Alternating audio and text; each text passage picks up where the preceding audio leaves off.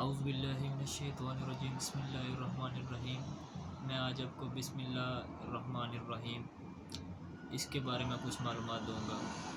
بسم اللہ الرحمن الرحیم ترجمہ اللہ کے نام سے شروع جو بہت مہربان رحمت والا ہے۔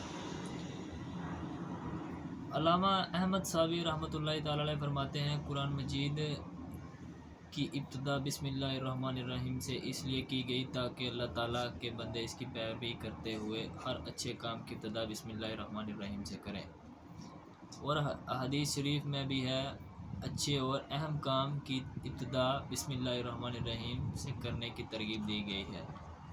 حضرت ابو ہریرہ رضی اللہ تعالیٰ عنہ سے روایت ہے، حضور پر نور صلی اللہ علیہ وسلم ارشاد فرماتے ہیں کہ جس اہم کام کی ابتدا بسم اللہ الرحمن الرحیم سے نہ کی گئی وہ ادھورا رہ جاتا ہے۔